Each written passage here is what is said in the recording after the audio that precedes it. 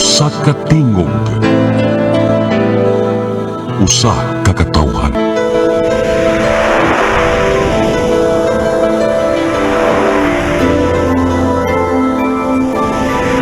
CEBU Catholic Television Network.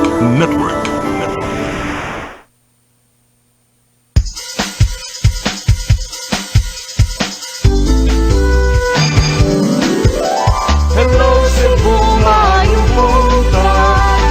Nagsunta ang kahayag nga nagsugid sa maluod, nadagan sa panghitabo. Hello Cebu, maayong buntag Pinoy.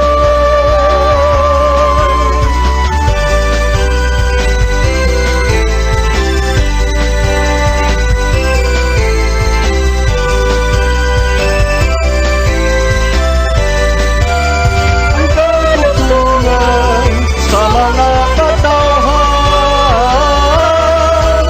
Hello Cebu, hello Cebu, maayong buntag Pinoy. Maayong buntag Pinoy. Maayong buntag Pinoy. Hello Cebu, maayong buntag Pinoy. Adlaw karon nga Lunes, Nobyembre 13, 2023. Sabi sa London, among ihatod kaninyo, kung ipakita kaninyo kini mga front pages sa mga pamantalaan lokal ug nasyonal, ug kutlo sab kami pipila ka mga balita sa mga pamantalaan. Pag-iskut-iskut kami sa mga butang may labot ang lungsod, among ipakita kaninyo kini mga kung atong ibati kaninyo kini nga ang report gikan sa Pag-asa Mactan.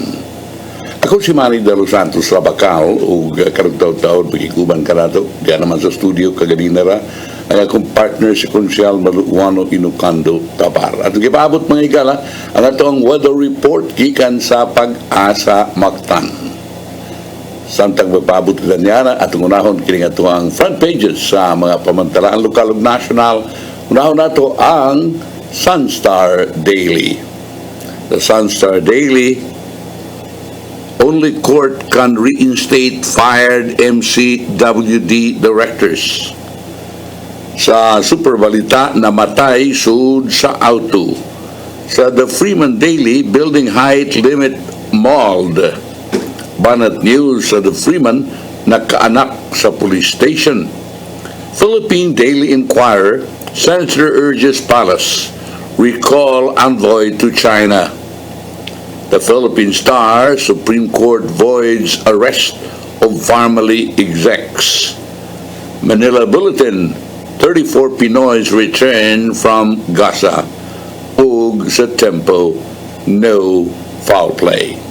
Bawagad to ang mga front pages sa mga pamantalaan lokal ug nasyonal.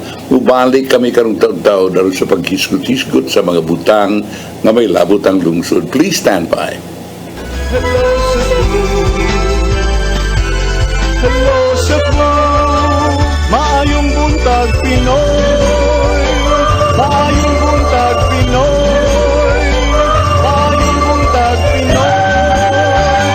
Ako si Mr. Rudy Romares, electrical subcontractor ng Maayong building. Ani adto nga wala pa ko mogamit ug ko'y sakit akong tuhod, iglakaw na ko, akong mga lutaha, no. Labi na gikan ta sa overtime. Di sa ko ganahan mo kaon, nindot na ang resulta kay karon mo agi ta sa rampa diha, no. Maglakaw ra jud ko. Mga batan-on nga mauwahi na kong lakaw kay kusog na ko mulakaw tungod sa paggamit nako sa koy. So ay mo gamit sa koy kay nindot kay resulta. Daghang kay salamat sa koy herbal capsule. Barato na, epektibo pa. Koy Herbal Capsule. Discover the beauty of the Philippines.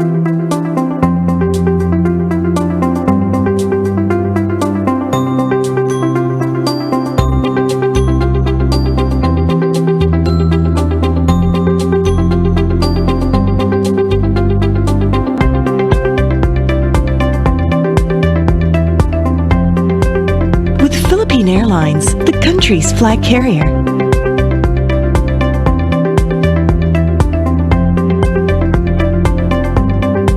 The airline that lets you feel the warmth of the nation.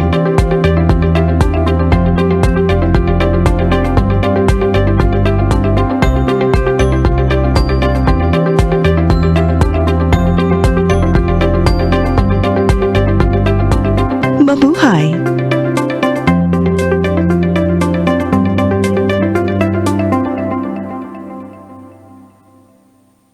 Anak, alam mo ba yung Senate Bill 2028? Tatanggap na ang ating mga lolo't lola ng 1,000 pesos kada buwan.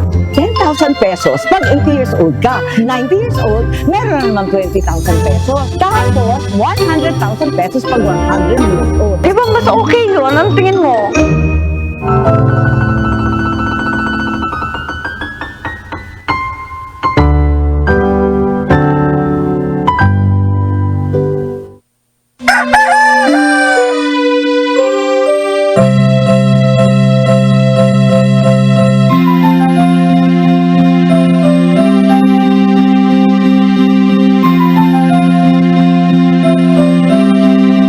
Wala na dita, ma! Palud, ma!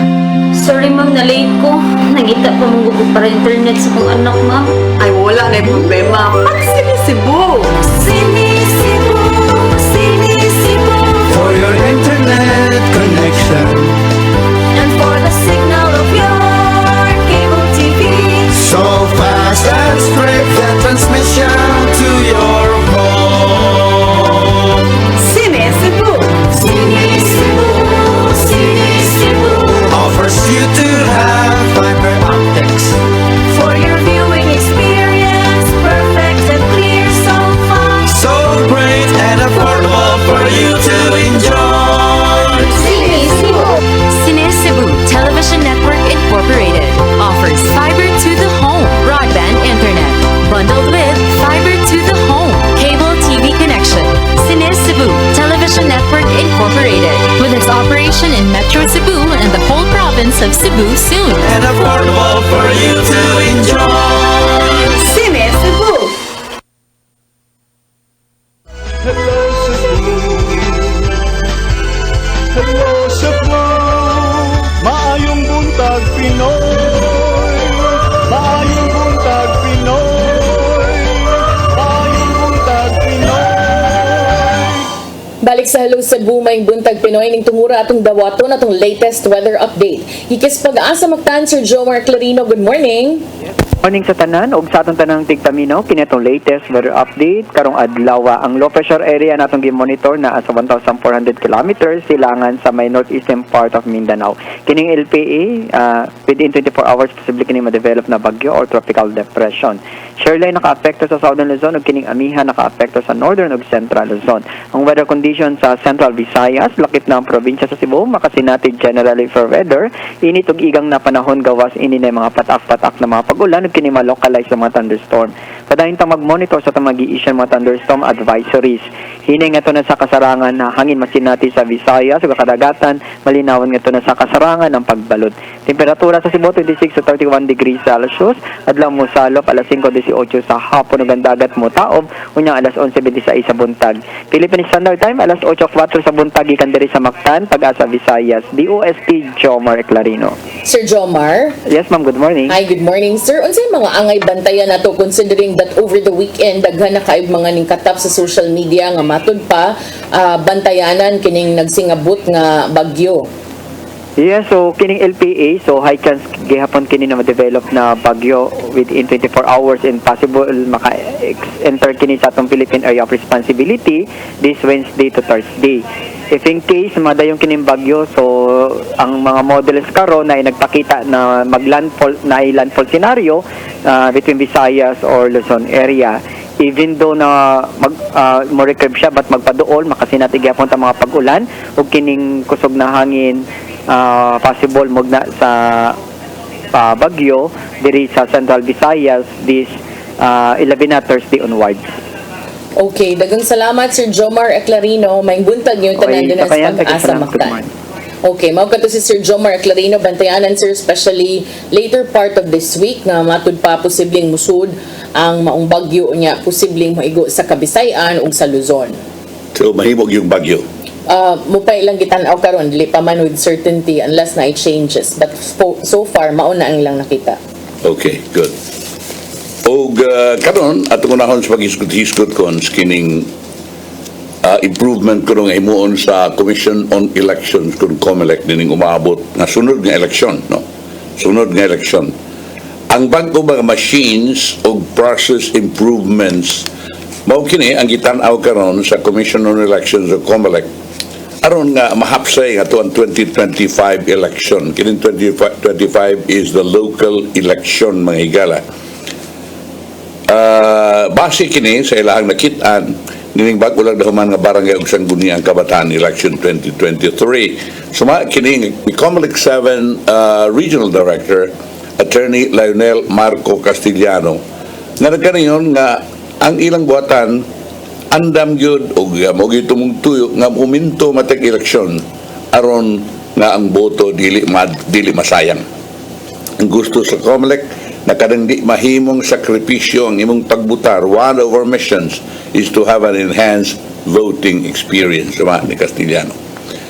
Si Castellano isplikar nga human sa bagong nahuman nga BSKE 2023, yung nakita ang concerns ng kinahanglang i-address sa umaabot ng mga eleksyon. Siya may puno ng COMELEC, may patumana sa inclusive voting system, din ang mga persons deprived with liberty or PDL o indigenous people nakabutar na. Karon padung na sa election, masayon para sa mga tao. We don't want to exercise na mahimog sakripisyo para nimo. Ang local elections na kanayon should have already been automated upon ang most recent BSKE election was done manually considering that the machines were already unserviceable. Sayang no? May tatong na pagkina pero ang uban sa bingon makina mo hapon tikas sa hapon. Sabi po no, nga ang COMELEC and Bank bideklarar nga ang maong mga makina obsolete na since it had already been used for multiple elections. Ug tungod ini sa Castellano na kanayon nga bahin silang plano is bag-ong mga makina nga ilang paliton alang sa 2025 elections. Bag-o ng machines nato sa 2025 elections. Lain na sa ning kwarta kon. Although ang uban mingon mas mahay na kay labay na to. Kay murag doon na ito yung tikas. Pero murag hapon, isang bag-o pa makina, garbage in, garbage out. Ang mukha naman na yan, ang muset naman na yan sa maong makina. Tungkol kang election was done manually, sa Castellano na kanyan, that it is one of the contributory factors that the voter turnout has to be consolidated. Aside from this, suma ni Castellano, nga ang iyang buhatan is nagtanaw nga i-expand ang mole voting.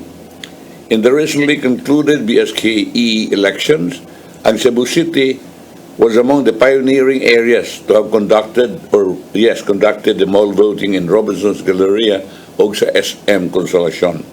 Ang among chairman gusto niya magpadayon o ma-expand ang mall voting. Maybe next time, other malls, Kaisano Group and companies can participate. That would be better. In terms of early voting, si Castellano na kanayon, nga ilang gilabi ang provision that mandates nationwide early voting, that is not just 2 hours early of the election day but a week prior mo ni early voting ilang pasabot. So nakanayon nga early voting will also cater to persons with disabilities kung PWDs o senior citizens. We need the cooperation and blessing of the Congress that this measure will be passed, said Castellano. So sa ato pa kung doon na early voting, dili lang kay mga 2 oras usapang surang voting, kundi usagod kasimana kons pabutuhon na ang mga PWDs o ang mga senior citizens. Okay ka na?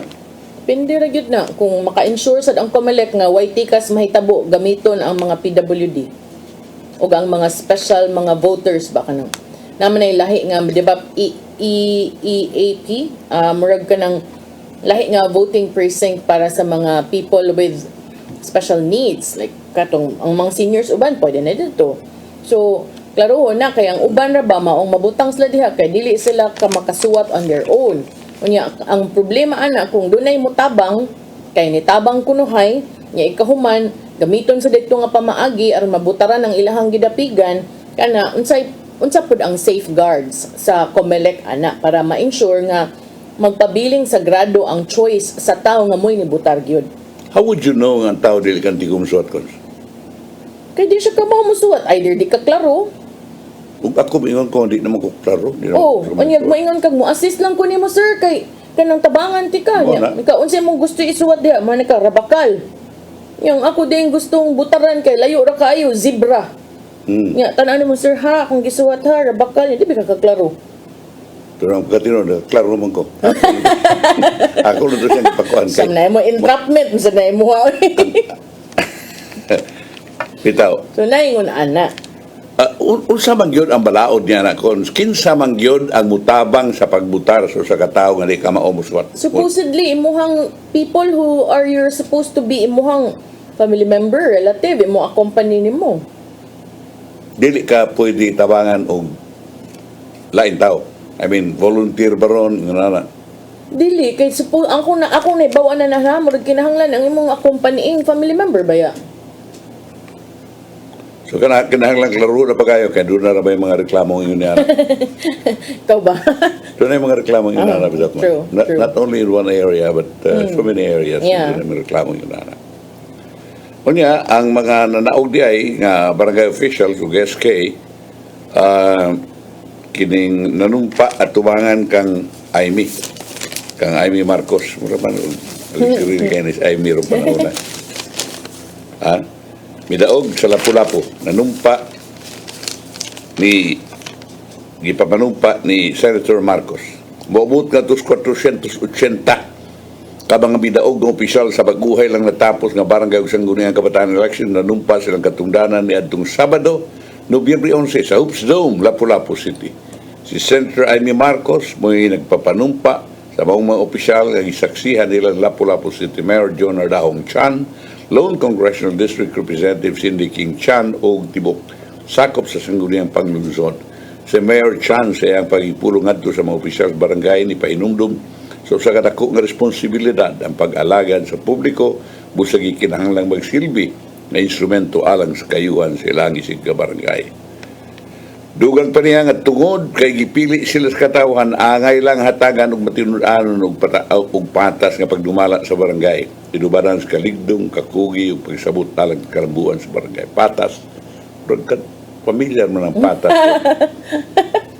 Human sa seremonya, si Senator Marcos nagpa-raffle nga tustanan nga nanambong agighalas ka sa ulugan siyang birthday o gisundan sa libreng concert din for performers gikas Manila sama nila Ella Cruz, Jerome Ponce, Wally Bayola o Jose Manalo ang nilingaw kanila. O wala ilabos bambuan nila isa dating ito. Lahi putoy para fiesta to. Para fiesta to, ngigas na Lapu-Lapu. Well, di ita makaingon nga si Amy pure pamulitikal ang gining iyaha diya sa Lapu-Lapu tungod kay remember si Amy Marcos was the founder of the Kabataang Barangay. Nga nung karon naman siya na ginanana concert. Umulan siya mo. Ngutana ra ko ha. Nga nung karon naman siya nag-concert. Nga nung siya nag-concert sa milabayng mga sukad sa iyang pagkabataang barangay. Ay, naidag na bugos na kabalansan ng presidente. Mao ka. Pero wag ako magkaunaan. Ang singgit gid sa katawhan. Ang mga tao man gid ni hangyo ay nga pabalikon gid ko ba. Okay. Onya, ang iyakons abot og may ba ni? Si Senator Marcos nagkarayon nga atubangan Cruz Korte Suprema. Pero di siya gusto nining kay karon ko pero naman dual ka tuig lang extend ang term of office no sa mga barangay officials because by 2025 election naman sad. Kung di ma-extend. Kung dili ma-extend. Mo lagi pero mura naman ilan ang giun niya tungod kay murag istrikto na pag-ayo nga wa na extension. Okay, stricto na nato gyud ha may tag maabot. I hope I will live to see the day na kanang subayon gyud ang naa sa balaod ba even the implementation. Pero sa mga Senator Amy Marcos gusto man sad nga inaton i-extend sa ng barangay sangguniang kabataan officials. O lagi kay og di na naman na hindi na motor niya. Mauna iya sa ring we shall appeal to that ruling together with the Commission on Elections. 2 years is too short to get anything done. Suma ni Marcos sa iyang speech, she administered the taking 480 officials. Siya na kanayon nga, as chairperson of the Committee on Electoral Reforms of the Senate, she will fight for a longer term during which they can show how much they can serve the people. It is my belief that the 6-year term for barangay officials is more fitting and adequate for all the work that you need to do, said the senator, who also celebrated her birthday in Cebu. Kini manggod, muna manggod ni ginalisan pag-ayo, dugay ng istoke diha sa atuang kongreso. Mauna nga, naninguha gid ni si attorney, karang inila kang attorney nga, kusog kayo mo, anyway, siya yung nidaog nini, mo magaling na nga, kiniganing elections October 30, murag, na-extended na ni kay untang election yun was supposed to be earlier than that. Yeah, supposedly last December. Oh.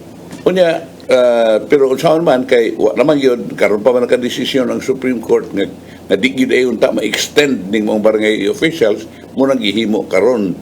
And also mauna na ang ilahang hukom nga after that henceforth wa nay extension sa ato pa murag madunga na ang local ug ang barangay elections in 2025. Ana tingali tuiga. Yeah, same here. Tuiga. So, bauna well, kinirisang kontak kinisang naata sa natay mga huna ba nga dagat ta. Una sa taog kinahanglan og support gikan sa mga nanaog sa barangay. Ato rin na ako ninyo, ako i-extend, ako periguroon. Pero sargo na siya, Amy Marcos diya. And, well, I hope she does not. I mean, you know, it just will bring chaos na sad. Nining maong, wa na gyud, di na gyud ako magkanibaho, wa na gyud klaro ng atong eleksyon. Wa nang kalakiya. So, this after Comelec filed a motion for reconsideration before the Supreme Court asking for the postponement of the December 2025 BSK to October 2026 to give the BSK 2023 winners a 3-year term. Ang barangay SK officers who were supposed to end their term in 2022 has been in holdover capacity after Ferdinand Marcos Jr. In October last year moved the schedule all the polls to the last Monday of October 2023. Aron makatigom og billions of pesos at shots. Ang bag-ong mga BSKE winners will only have 2 years for the term. So, si Amy Marcos, file og bill number 1195 na i-extend sa ng office of the barangay officials and SK members. So, tinatapos tinood, naibaw na ning mga SK members nga nanagan o ang mga barangay officials na nanagan nga maura na ang ilang term of office. Muna ilang ginaganan, wa na sila mudagan tungod kay maabot sila og kanus-apa. But up to 2025 lang yun. Mo pa ilang naibawan. Yung anong dagan mo sila. So, mauna nga kining mas mayong tagdili na lang. Aron ato rin put to rest kining sigil tag istorya-istorya. Extend, no? Yeah. Moingon lang sa ka. Moingon lang ka naman kay di man ikaw ang nakalingkod. Moingon kag gamay ra kay nang duha ka tuig na mo eh. Huwangan na yung dagan mo. Sana noon nila, no? Sana man. Oo. Kaya ba mo duha ka tuig na dagan mo? Si Archibald. Si Vice Mayor. Si Vice Mayor, hula? Siya pa madali siya. Abot mo kag-Vice Mayor. Uy, dugay naman itong Lancer siya. 2000. Lancer, kusab. Di ay, ikaw sad no. Kan sikit kag mga chiyo, uy. Yagi mo na ang palansaron, mag-unsa mas marian. Hai. Tami mag-ulos. Uhabi ng parinte. Plus tami ba no? Murag dalikon-likon ba? Suri-suri. Suri, day? Kaligon dyan yung politika. Mbut lang. Grabe pa rin, adrenaline. Sa Cebu City Councilor Nestor Archibald, mitawag og executive session. Aron nga paispikaron ang process of collection o disbursement. Subay sa report nga City Treasurer's Office sa syudad, aduna pay utang nga 800 milyones ka pesos. Ha? Atol sa Cebu City Council regular session ito Miyerkules, archival nga may minority leader, may question sa utang sa syudad as of August 31, 2023 nga 859,456,681 pesos and 47 centavos. Subak ng archival, ang maong kantidad muragwa pa ni mag-apil sa budget para sa contract nga gi-award sa AM Oreta and Company alang sa flood mitigation measure which is around 1.3 billion pesos. The city has already paid 50% na to. Ha? Sa 1.3, bayad na katunga. Sa ato pa ni bayad na tag 600 bilyones kapin? Ngigagod, samot naman ng baha. Thus, this year, it has been reported that ang own project identified during the administration of late Mayor Edgardo Labella is subjected to termination following the delays of its implementation. If you're going to think of that, alone we have a payable of 1 billion sa mga archival. Committee on Budget and Finance Chairman, Councilor Noel Archival, hinoon na karayon, ng standing balance for the AM Oreta. Nestor Archival, uy. Isang ko yun. No, ayaw si Attorney Noel, kaya nahiluna na to. Oh, Noel Wenceslao. Noel Wenceslao. Ang Committee on Budget and Finance. Noel Wenceslao. Na kanino ang standing balance kuno sa Orienta is yet to be included in payable since there is no declared bill. Na! Katudeng, saan man wala pa man mag-bill, kaya saon pag-bill nila, ngawa pa man sila kasugod, ang design pa nasugda nila. On the other hand, si Archival nagkanayon, ang City Council nakadawat og notice gikan sa City Treasurer's Office ng collection revenue gikan sa Enero 2023 to July 2023 is 6.5 billion pesos. Asa man kuha ang 100 billion ani nga budget na to? Sa 2023 doon natin budget nga 50 billion. O diyan nga itong collection is only 6.5? Saan naman yun? For the reports na ganayon, ang existing deposits in the bank are at 10 billion. With this, Archival, may question kung ang maubang amount sama ba sa gideklarar. In line with this, si Archival expressed that as a councillor, he doesn't understand how the revenue disbursement and payables are being treated. Muna ni-raise a motion si Archival, yung invite ang City Treasurer's Office, City Accountant, Councilor Joy Pisguera, o City Budget Officer for an executive session to tackle the matter in specifics.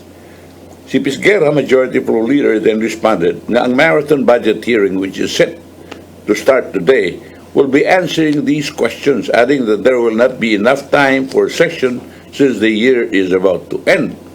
Si Archival countered nga ang budget hearing will be focusing on budget proposals. He said his call for the executive session is important to discuss the disbursement process thoroughly because we need to fully understand what's going on, because the moment you put in something, the contract, the 1.2 billion pesos is already actually budgeted sa ni Archival. Ang executive session will take place on February 21, 2024. Unsa gud ni ultimo konsyal wa kay mo kalibutan dia giunsa ni panggasto pilay collection dia sa ato ang kalma lang sa City Council. Suko na busy man na sila good. Yeah, sama na nga. 50 billion. Ya mura na itong collection. May matang national government nga mangutang na ito sa World Bank. May tungkol din water districts. Mura man nagpatong-patong naman ang abogado nila ni Junpei and Company. May naman nga gusto niya. Bisan ito gikareport ko sa unang wala gusto si Junpei. Pero siya gusto mo yung balik. Mabalik sa Junpei, si Attorney Ralph Sevilla, o kato si De La Serna. De La Serna ba ito, babae? Adlawan. De La Serna na ikin hindi manibago, no? Adlawan. So, unsa ko naman nagkalaki wa pa hinooy wa pa'y desisyon ang Korte Suprema. So therefore, wa pa'y hukom with finality ang Korte kung unsang yun ang tinuod. Mahimo bang matangtang sa mayor o dili? Muna na karon ang naa sa Korte Suprema. Uy, ug buingon ang Supreme Court na dili mahimo. Bayran na sa syudad ko. Bakpe. Okay, di na mga yung damages or what? Mamo. O diya, tungkol ni Cons, tungkol ni kagubot niya sa Metro Cebu Water District, doon ay nag-ung-ung nga balaod noon dahil subos balay-balauraran, na nagsugyot sa pag-amendar sa Presidential Decree 193 o Provincial Water Utilities Act of 1973. Si Cebu City North District Representative Rachel Cutie Del Mar niduso og balik sa pag-amendar sa mong balaod noon nga unang giduso siyang namatay nga amahan aron katugutan ug madasig ang local government units alang sa maayong performance sa water districts atol sa unang regular session sa 19th Congress niadtong Hunyo 30, 2022. Sa website sa House of Representatives, nag-ung-ung pang balaod noon sa Committee on Public Works and Highways sukad niadtong Hulyo 27, 2022. Base sa gisugyot nga amendment, ang mga local government units kansang mga konstituente gisilbihan sa water district dili manghilabot sa operasyon sa water district apan kini adunay katungod ug katungdanan sa pagdumala ilabi na kon serbisyo sa ilang mga konstituente na daot. Many customers have laid a large part of the blame for MCWD's dismal performance on the governor and respective city or town mayor and congressmen for allegedly neglecting to prod and push the water district to do its job, sumat ni Dilmar.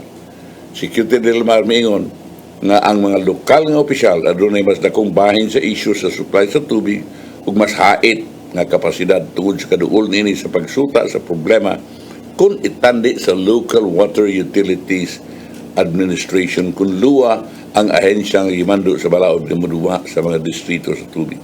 Si Cebu City Mayor Michael Rama abot mo taktak sa chairman's MCWD. Pansidalos III ang mga kauban wa mutuman o gibarog usab sa ilang katungod sa balaod. Muna na, mas may tingali tinuod na ato ng diskutan pag-ayo no, diha sa ato ang Kongreso kung maayo ba na i-amend kining mao nga presidential decree. Kay tinuod, ang tumutuyo is aron ang local government units dili maka-apil-apil, dili mamulitika, dili ipamulitika ang tubig. Pero politika ang gapon ko. Balik na tayo. Balik na naman sa pipila ka painom doon. Please stand by. Hello Cebu, maayong buntag Pinoy, maayong buntag Pinoy.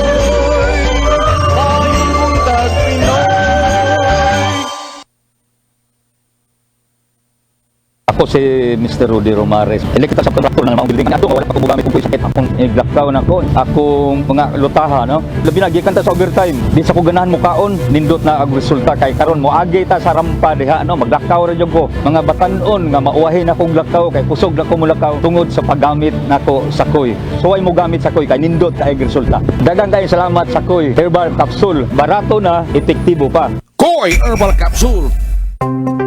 Discover the beauty of the Philippines.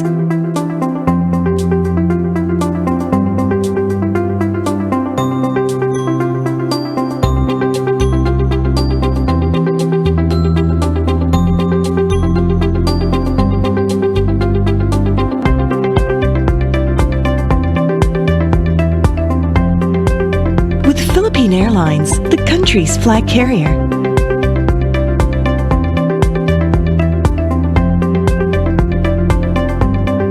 The airline that lets you feel the warmth of the nation.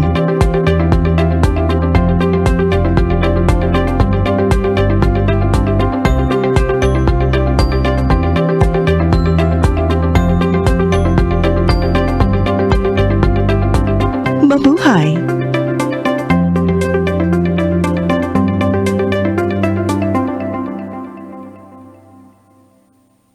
Anak, alam mo ba yung Senate Bill 2028? Tatanggap na ang ating mga lolo't lola ng 1,000 pesos kada buwan.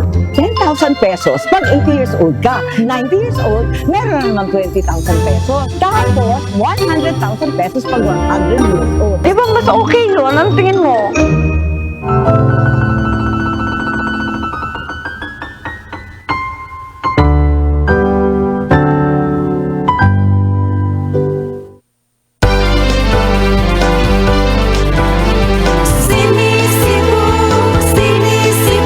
For your internet connection.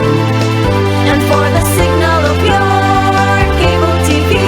So fast and straight, the transmission to your home.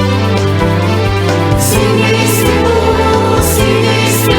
Offers you to have fiber optics. for your viewing experience, perfect and clear so far. So great and affordable for you to enjoy. CEBU Television Network Incorporated offers fiber to the home broadband internet bundled with fiber to the home cable TV connection. CEBU Television Network Incorporated with its operation in Metro Cebu and the whole province of Cebu soon. For your internet connection. And for the signal of your cable TV. So fast and straight, the transmission to your home.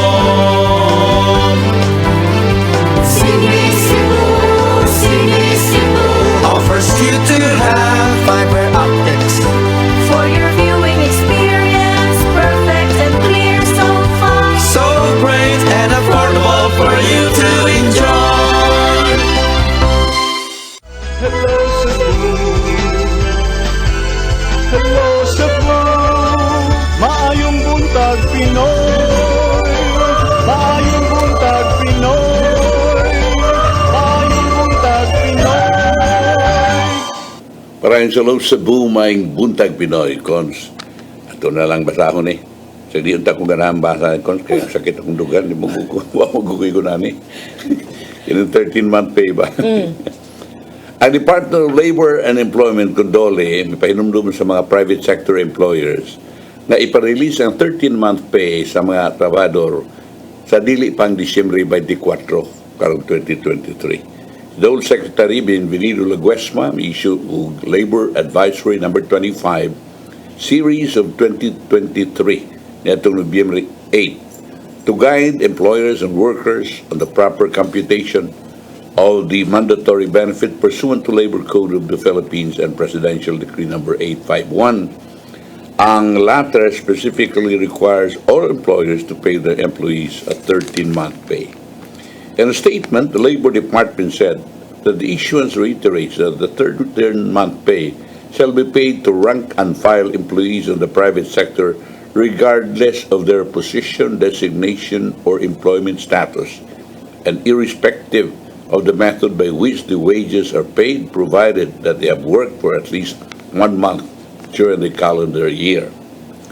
Dole said that also entitled to the benefit are the rank and file employees who are paid on piece rate basis, fixed or guaranteed wage plus commission, those with multiple employers, those who resigned, those who were terminated from employment, or those who were on maternity leave and received salary differential. According to the advisory, the minimum 13-month pay shall not be less than 1/12 of the total basic salary earned by the employee within the calendar year computed, which is the total basic salary 12 months proportionate 13-month pay. And Dole also clarified that it shall not allow request for exemption or deferment of its payment. To monitor compliance, employers are directed to submit a report pinagi sa Dole Establishment Report System no later than January 15, 2024.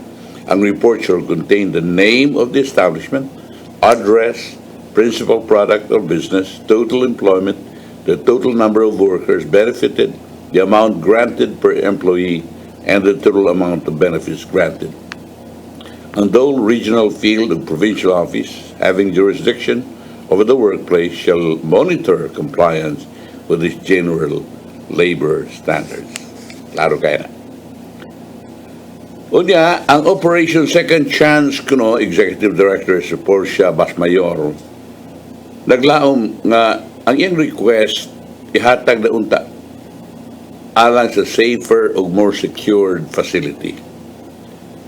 Ibabaw siyang request ang additional security personnel. Diin, iya kining ipangayo dugay-dugay na. Dugay na gid kung nag-request og additional blue guards. Kaya ang usa ka guard, ibutang nato sa taas, dako man kaayo ang Operation Second Chance, so may nice yun siya kung may additional. Di ba sa mayor? Kami assume office as may said through the city's news and information unit.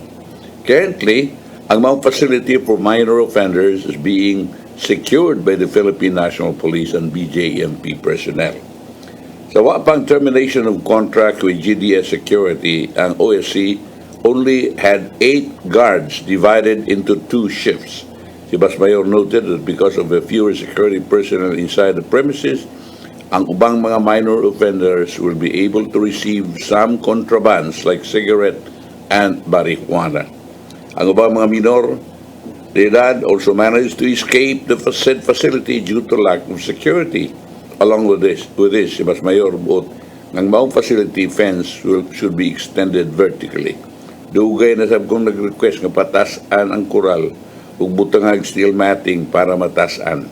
The Basmayor also disclosed that she has also requested officials barangay Kalunasan for additional manpower to guard the area, particularly sa barangay tunnels to help secure the place. Kaluoy no babae siya niya. Siya ba in charge diya niya? May ang problema diya kons.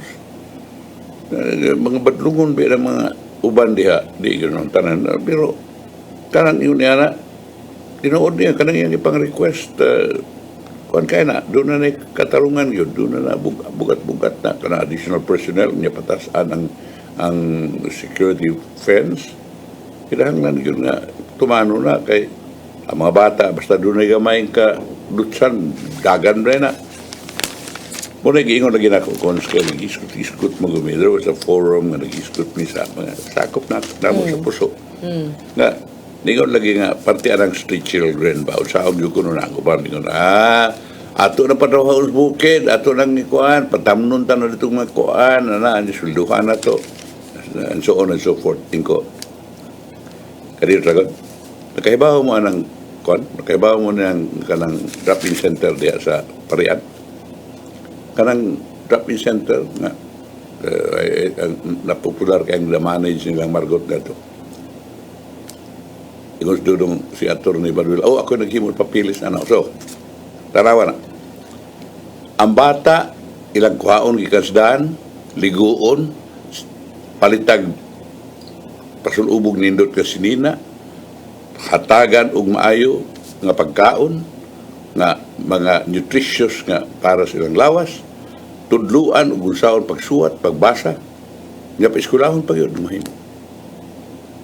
Sa tabo, manlayas gapon. Manlayas gapon. So, dili na tinuod nga madaan nato ni mga bata ato patamnog kahoy kunya ato sulduhan dako kay galayasan ng bukid ato. Mag-rebuild niya dito. Wala nga, you know, if you look at it, even in the first world countries, naaning mga problema, no? As a matter of fact, di na kaya mga dagko, mga gagbay, mga dagko yun. Hindi siya malikayan. O mga homeless dito, grabe kayo. So, this is really a problem. But because you touch on the problem, so yun na sulbahon. Otherwise, yun na ito ni mga ato lang tagaan, kinsay gusto mo ari dire, atong kan. Di ay, maayo dire ay, kananan ay, gusto mo kaon dire, di adire. O ligo di adere yung nana ba kaysa manghawat mo para ikaon ang uban kay ganahan raman sa gyud ganahan sila sa I don't really get pero di gyud na malikan agi uban nga ganahan gyud sila gyud nana nagtugid silang nindot na para nila lagi kada bawo lagi na sa uta pa ningon nana so Lisod, no? Lisod. I don't know kung ang mga psychologists how to solve that. Kining di ay kuno nga ipa limit ang height sa buildings. Dili tungod sa mga aeroplano, kung dili tungod kuno kay o kuno nang kaingon sa kainit, no? Si City Planning and Development Officer Michael Joseph Yumi Espina Matigan siya is contemplating on imposing a height limit and floor area ratios for building aron nga i-address kaning urban heat island effect sa Cebu, which is a highly urbanized city. Ang phenomenon is defined as a situation wherein cities or urban centers experience higher air temperatures compared to the rural areas. Naitabo kini sa mga syudad, replace natural and land cover with dense concentration of pavements, buildings, and other surfaces that absorb and retain heat. Ang U.S. Environmental Protection Agency, EPA, nagkanayon nga kining maong effect increases air pollution levels, heat-related illness and mortality, and energy costs for air conditioning systems. Di lang ako ni padayon. Ang tumong tuyo, well, of course, naibaw na siya. Murag kini si development officer, murag architect mo sa tingalan siya at the same time, kini Michael Joseph Espina. Naibaw siya what he's talking about. But, you know, instead of limiting the height of the buildings, why don't we adopt Singapore-like magkata? Parehas Singapore. Nga ang syudad, mura og mini forest. Beta. Pocket gardens. Oh, pocket gardens. Bisa ka-asa ka dito sa Singapore, ba-airport ka, nag-abot mo, na kang Soul's Garden.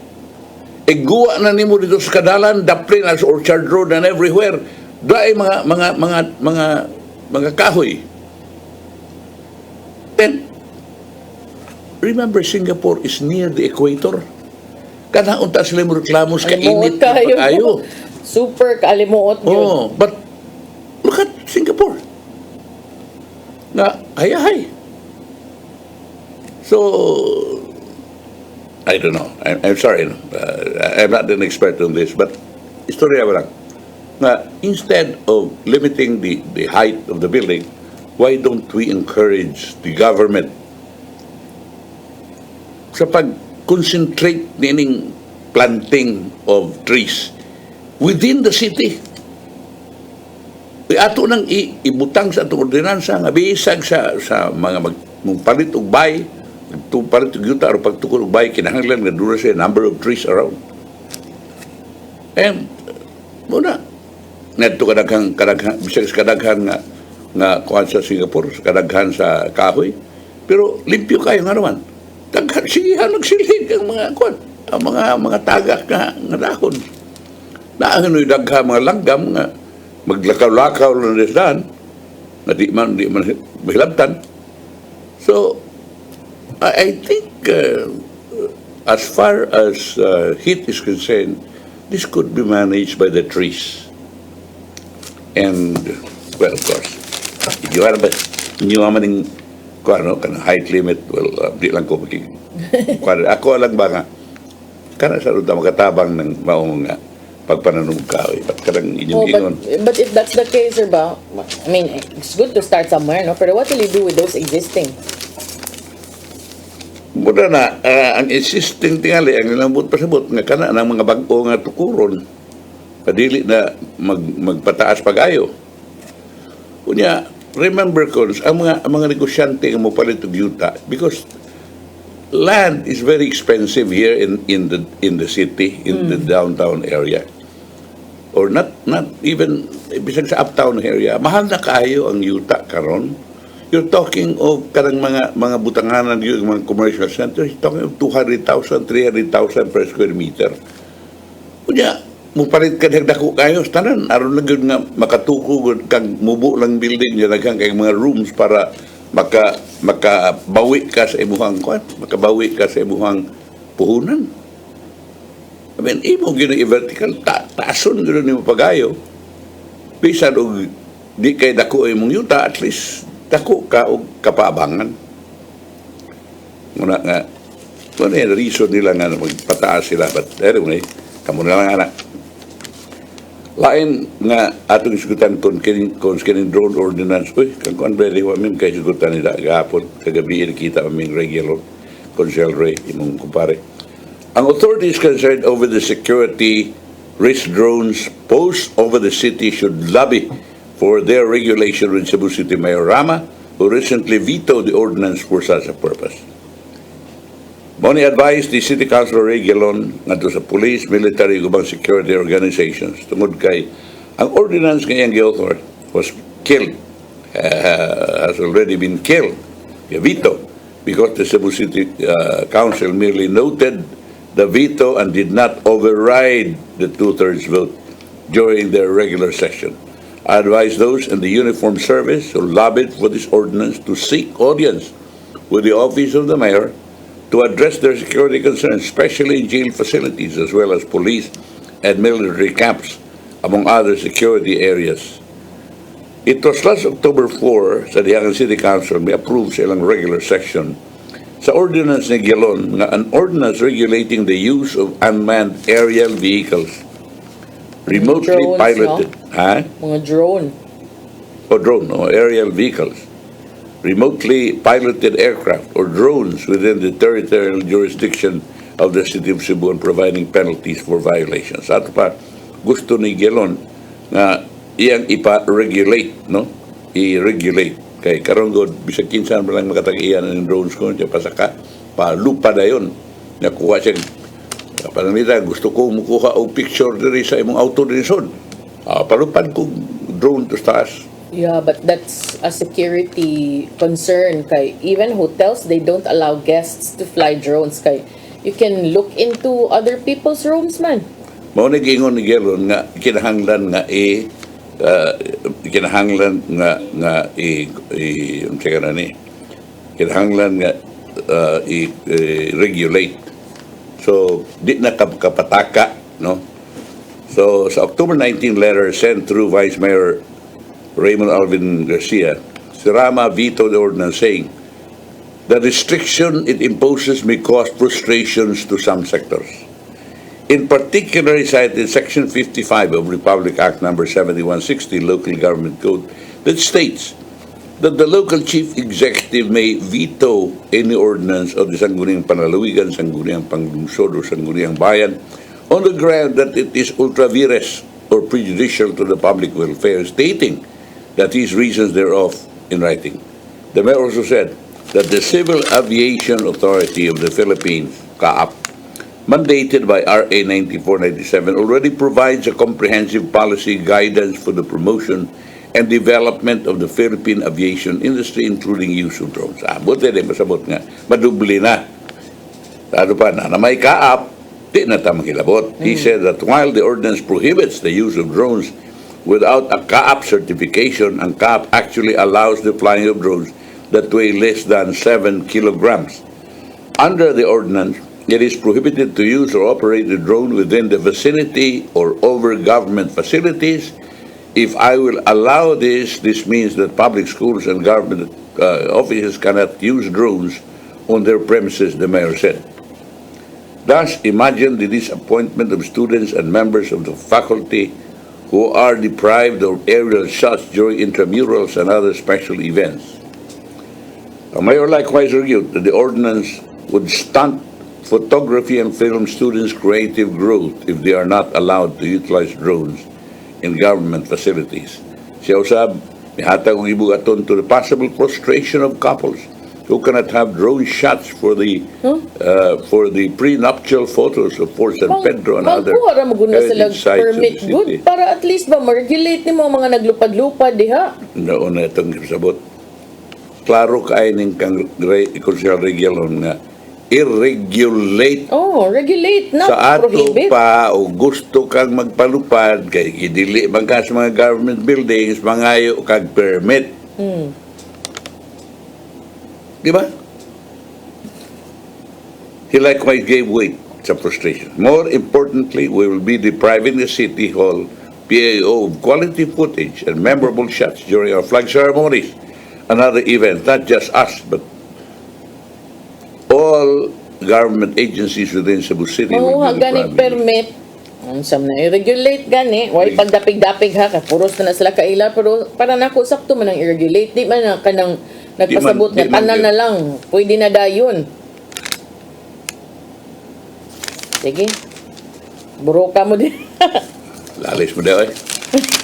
Kapitang may drone.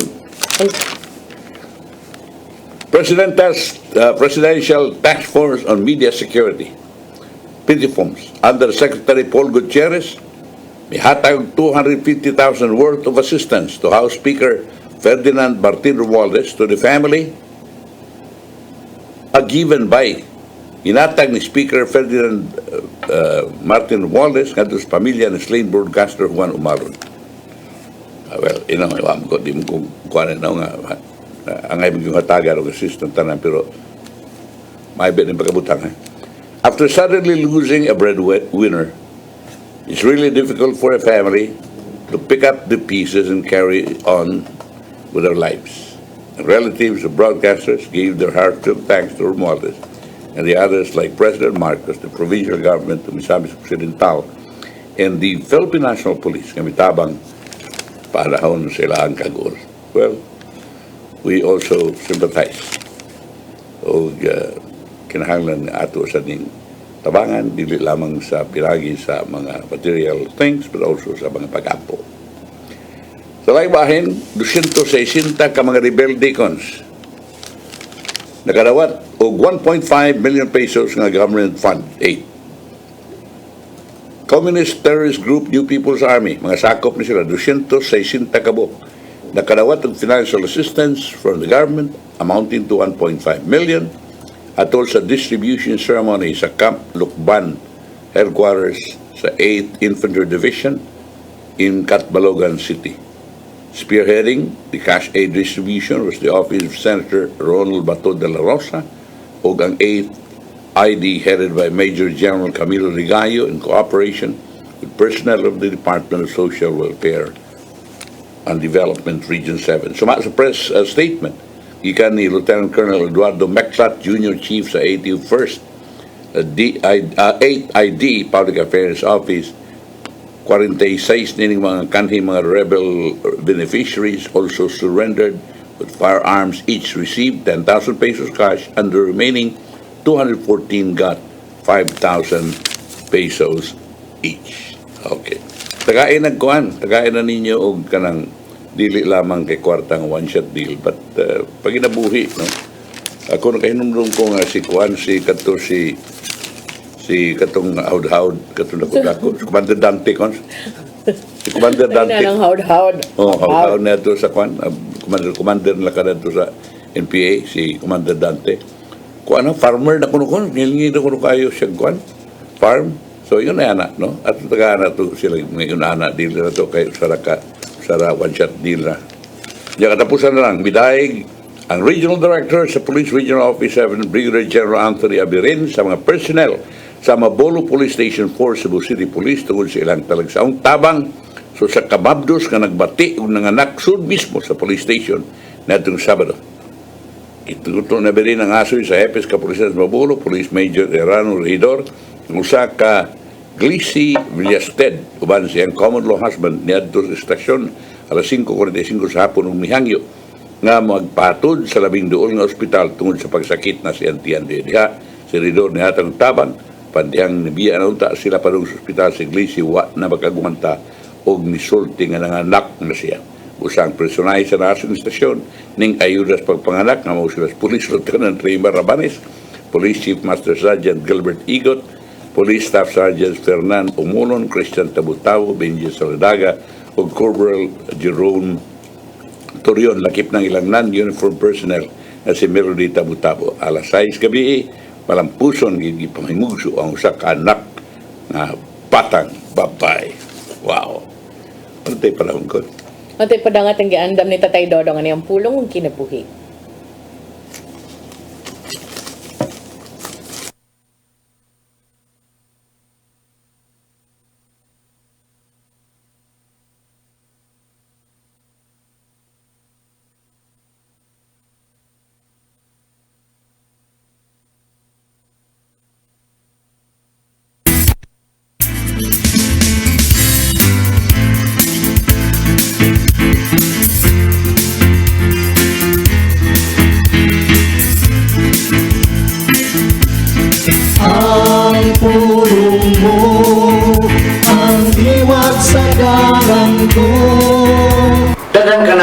duda, kung duda bagay Ginoo o wala.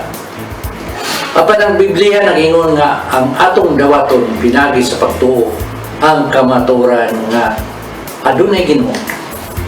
Sa Hebreo 11:6 nangingon, walay makapahimot sa Diyos kung walay pagtuo. Kaya ang moduol sa Diyos kinahanglan gyud nga motuo adunay Diyos ug gantihan niya ang nangita kaniya. Kung tinguhaon gyud sa atong Ginoo, mahimo man siya nga magpakita sa tibok kalibutan aron ang mutuo. Apan kung buhaton niya kini, wa na kita magkinahanglan sa atong pagtuo. Kung faith, mas pinungdanon sa Ginoo ang atong pagtuo. Kaysa Juan 20:29 nangingon, unya mingon si Jesus kaniya, mituo ka ba? Tungod kay nakakita ka kanako?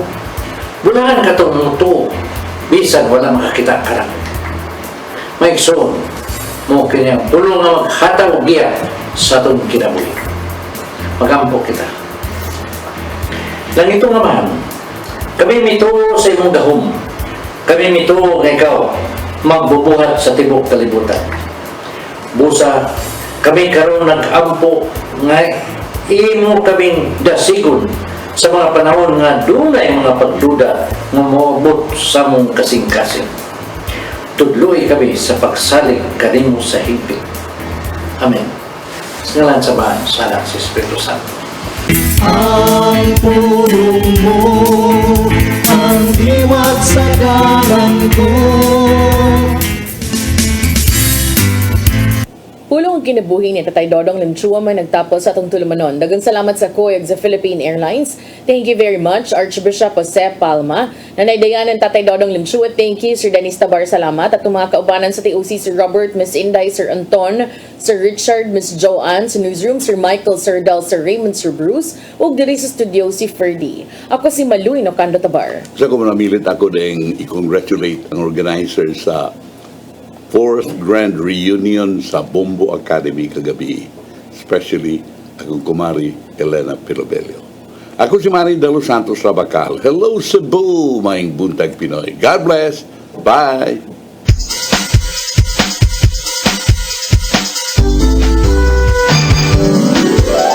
Hello Cebu, maayong buntag. Nagsunta ang kahayag nga nagsutit sa maru.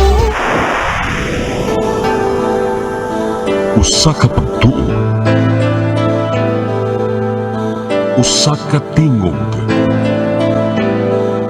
usa ka katawhan.